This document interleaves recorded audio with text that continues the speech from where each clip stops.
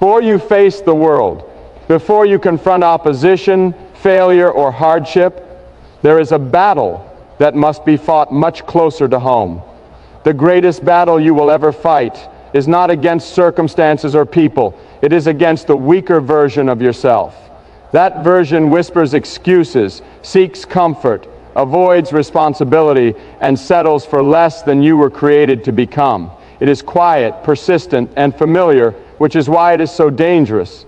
This inner battle is not obvious to others, but it is decisive.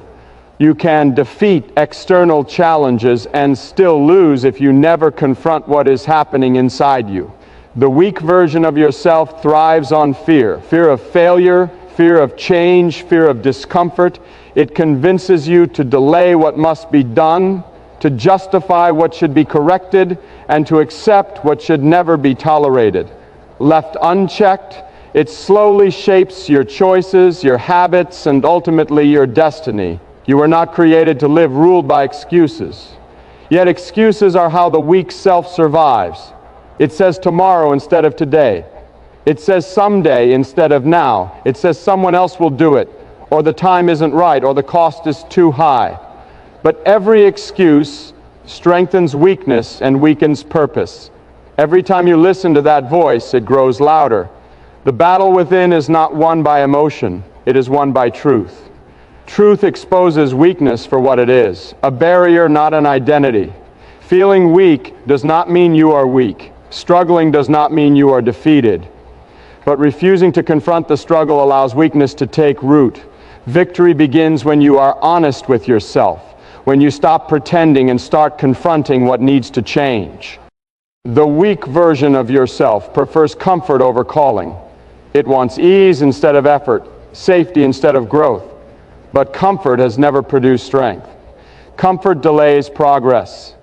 Comfort dulls conviction. Growth demands resistance.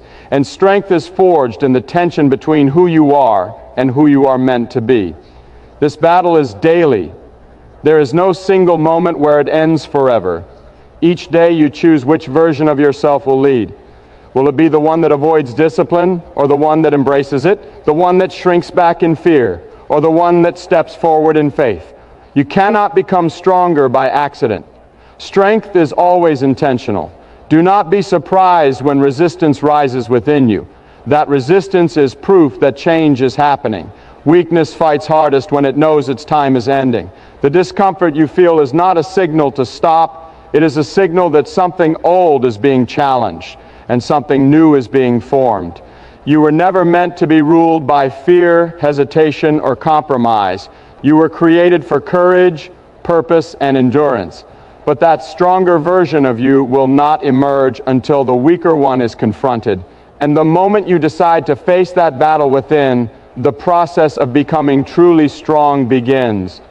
The weak version of yourself does not survive through strength. It survives through comfort.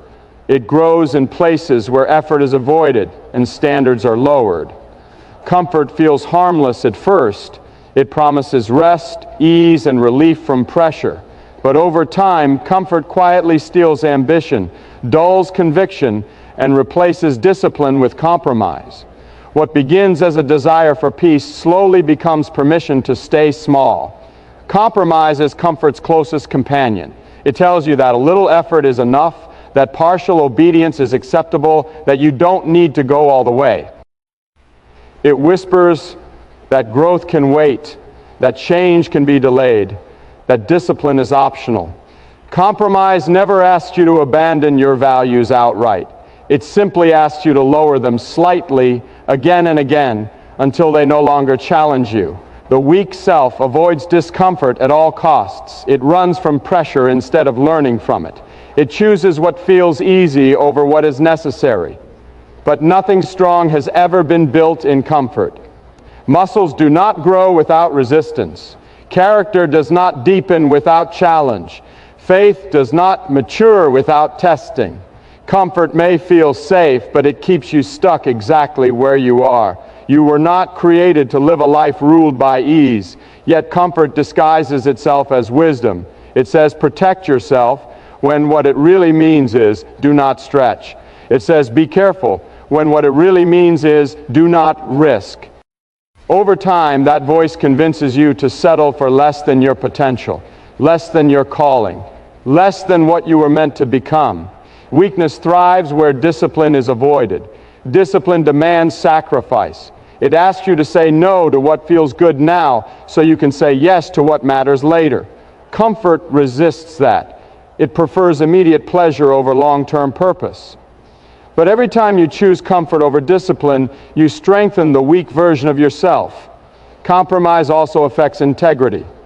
When standards are lowered, excuses become normal. You begin to explain away habits that should be confronted and justify behaviors that should be corrected. The danger is not that compromise feels wrong. It's that it starts to feel normal. And once weakness feels normal, strength begins to feel extreme. Growth requires discomfort. It requires stepping into spaces that stretch you, challenge you, and demand more from you than you feel ready to give. That discomfort is not your enemy, it is your teacher. It reveals where you are weak so you can become stronger. Avoiding it only guarantees that weakness remains. If you want to kill the weak version of yourself, you must be willing to leave comfort behind. You must choose discipline when compromise feels easier. You must stop negotiating with habits that are holding you back. This is not about punishment. It is about freedom. Comfort enslaves, discipline liberates. The moment you stop feeding comfort and start embracing growth, weakness begins to lose its grip. And that is where real strength starts to rise. If you want real change, it cannot begin with your circumstances. It must begin with your mind. The weak version of yourself is not sustained by lack of ability, but by patterns of thinking that have gone unchallenged for too long. Thoughts shape decisions, decisions shape habits, and habits shape destiny. If the mind remains trapped in old patterns, life will keep repeating the same results. Weakness often begins as a lie accepted as truth. This is just who I am. I can't change. I've always been this way. Those thoughts feel familiar, even comforting, but they are chains. They keep you bound to past failures, old fears, and limited expectations. Until those lies are confronted, no external change will last. You can change your environment and still remain the same person if your thinking never changes. Renewing your mind is not about positive thinking. It is about truthful thinking. It is choosing truth over excuses and conviction over comfort. It requires you to examine the thoughts you allow to live in your mind. Every thought is either building strength or feeding weakness. Thoughts of fear weaken courage. Thoughts of doubt weaken faith. Thoughts of complacency weaken discipline. What you repeatedly think becomes what you eventually believe. Old patterns do not break easily because they are familiar. The mind prefers what it knows, even when what it knows is harmful. That is why weakness often feels normal and strength feels uncomfortable at first. Change challenges identity. It forces you to let go of the version of yourself you've grown used to, even if that version is limiting you. A renewed mind learns to resist automatic reactions. Instead of responding to difficulty with fear, it responds with resolve. Instead of responding to failure with shame, it responds with learning. Instead of responding to pressure with retreat, it responds with endurance. This kind of thinking is not natural. It is practiced. It is built through intentional focus and daily correction. You cannot defeat weakness by willpower alone.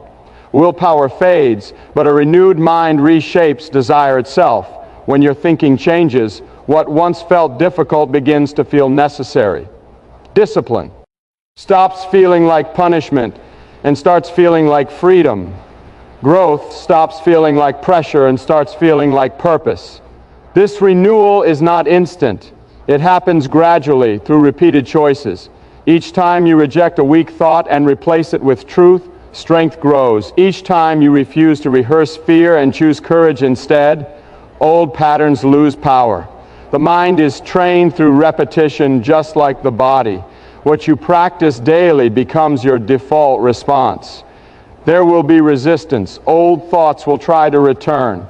Doubt will attempt to regain ground. That does not mean you are failing. It means change is happening. Weakness resists renewal because renewal threatens its control. Stay consistent. Stay intentional. Do not negotiate with thoughts that pull you backward. You are not trapped by who you were. You are shaped by what you repeatedly choose to believe.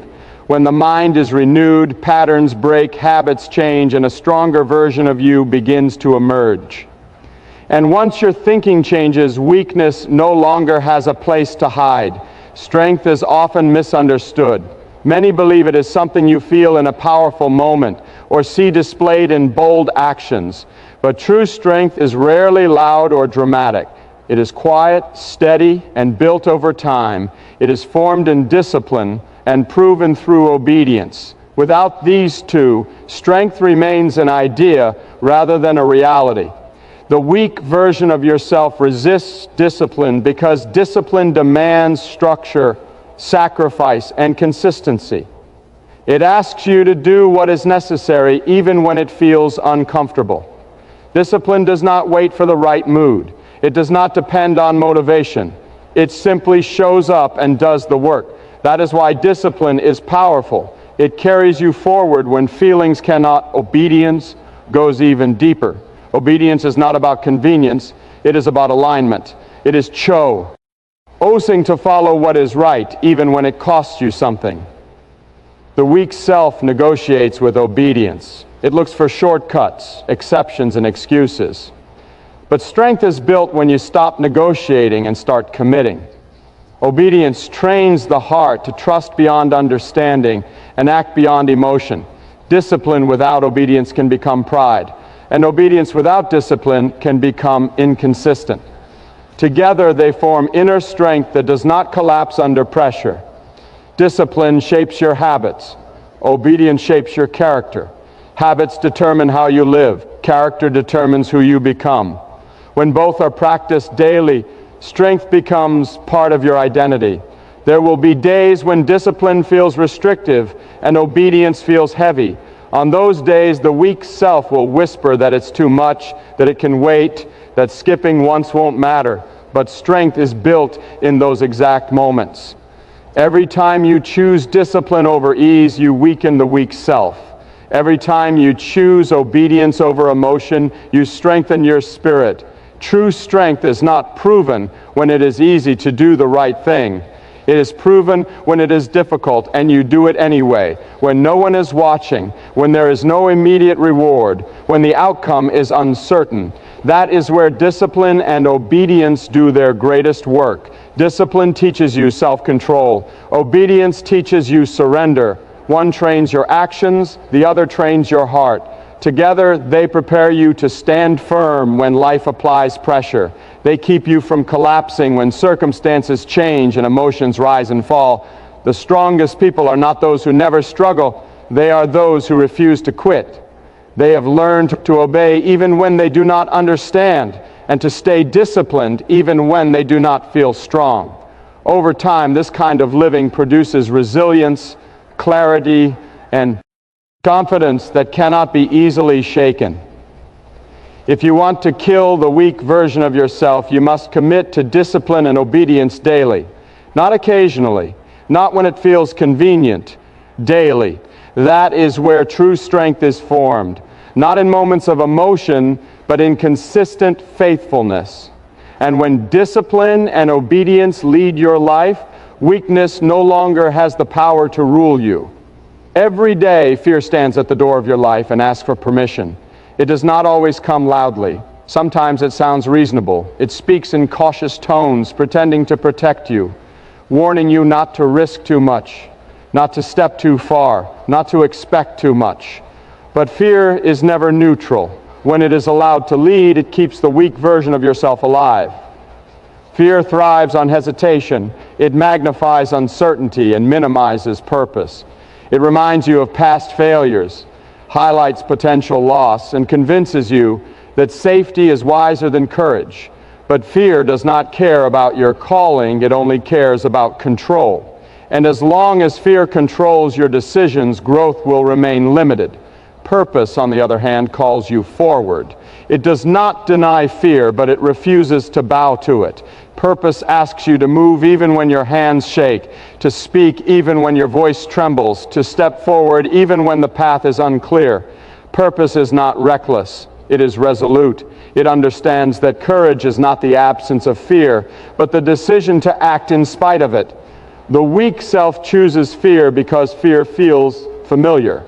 It feels safer to stay where you are than to face the discomfort of change. But staying still is not safety. It is stagnation. Fear promises protection, but it delivers limitation. Every time you choose fear, you shrink your world. Every time you choose purpose, your world expands. Choosing purpose is not a one-time decision. It is a daily commitment. Each morning, you decide whether fear or purpose will guide your actions. Fear will always give you reasons to delay. Purpose gives you reasons to act. Fear asks, what if it goes wrong? Purpose asks, what if I was created for more than this? The weak version of yourself waits for perfect conditions. Purpose moves forward with imperfect ones. The weak self waits until confidence appears. Purpose acts and confidence follows. The longer you wait for fear to disappear, the longer weakness remains in control. Fear does not leave because you wait. It leaves because you confront it. Purpose demands courage, but it also produces it. Each time you act with purpose, fear loses influence. Each step taken in faith strengthens resolve.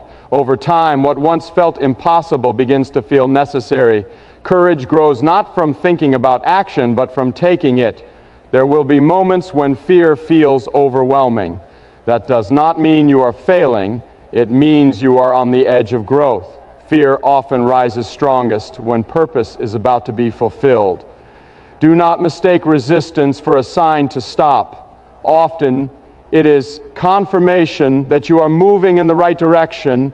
If you want to kill the weak version of yourself, you must stop asking fear for permission. You must choose purpose, even when it costs comfort, certainty, and ease. Purpose leads to life, growth, and strength. Fear leads to regret.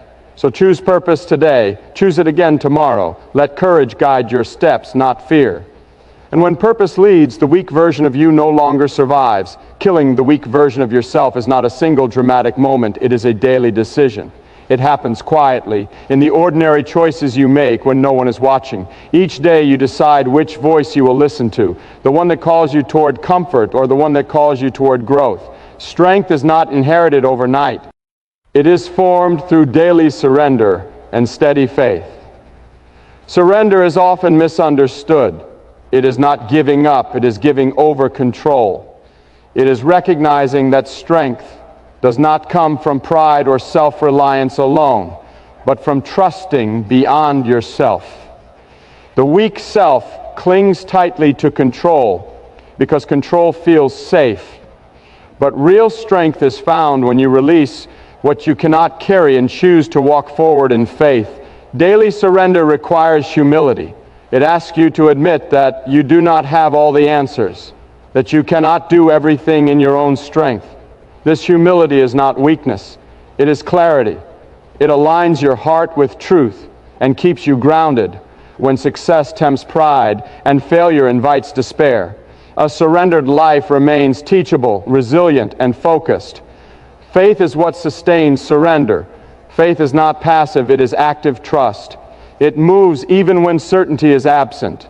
It obeys even when understanding is incomplete. Each day, faith invites you to take one more step, to choose discipline again, to confront fear again, to renew your mind again. This repetition is not failure, it is formation.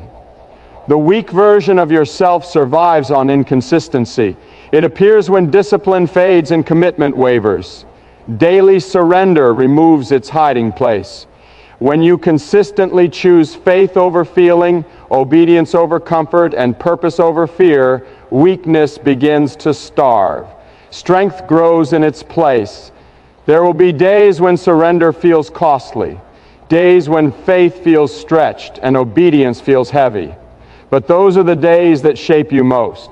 Strength is not built in moments of ease, but in moments of resistance.